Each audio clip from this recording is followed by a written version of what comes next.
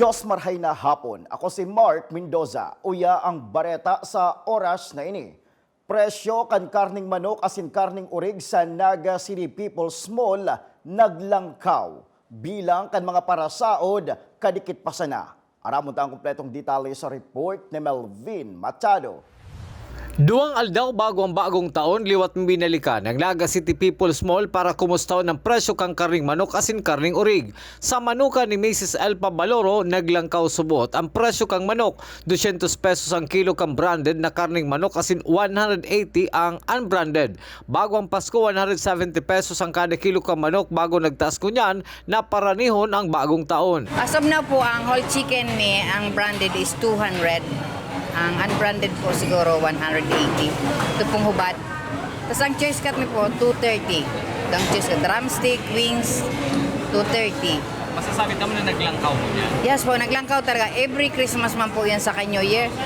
Biguhuna mi man po talaga siya na mi man po talaga yung nagtataas kang presyo. Sa pwesto ni Ma'am Ami Valencia, naglangkaw man subot ang presyo kang karning urig.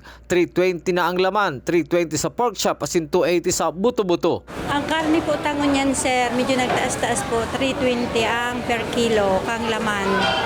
Samsam laman. Ang pata, 280, pares kang ribs. Tapos giniling, 320. Pork chop, 320. Buto-buto mo? Ang buto-buto, 280 po. Sa pag-obserba ni Ma'am Elpa si Ma'am Ami kang Naga City People's Mall, maluya pa subot ang barakalan ngunya na mga aldaw as imposibleng sa natatadang duwang aldaw na subot magdakol ang mga parasaod. Para sa GNN TV 48 Naga, Melvin Machado, Newsbreak.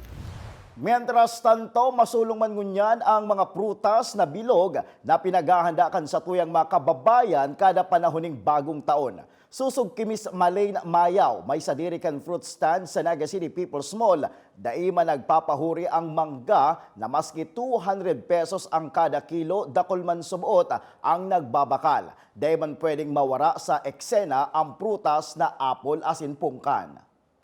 Bali po, ang mabenta po ngayon, yung mangga po natin. Mangga? Opo, bali po, yan po yung pinaka minor na, na fruits po natin na nabibili kasi yun ginagamit po nila para dun sa mga Graham po ba? Okay. Magkano yun, ma'am? So, ayan po, 50 ang 1/4, 200 ang kilo po niya. At the same time po, mabenta rin po sa amin yung mga apple po.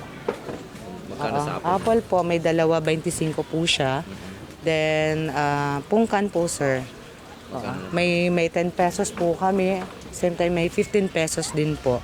Sa iba pang bareta, inabutan kang GNN TV 48 Naga News Team si Mr. Elmel Pitaliano, head kang security sa Naga City People's Mall, na yaon sa pagrekurida sa manlain-lain na stall kan merkado kang Naga. Susog kay Pitaliano, normal pa man subuot ang bilang kang nagsasarao digdi sa syudad ng Naga. Liwat man ining nangapodan sa publiko na maging maingat sa merkado, huli ta baka mabiktima sinda nin salisi. Alagad yaon man subuot sinda sa pagmantener kan pasi orden.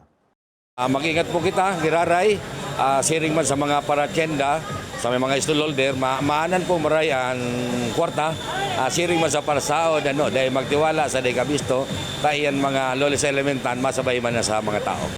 Yan ang mga bareta sa oras na ini. Permisa ng mag-antabay sa GNN TV 48 Naga para sa iba pang mga bareta. Ako po si Mark Mendoza. Diyos mabalos kang sa indong pag-antabay.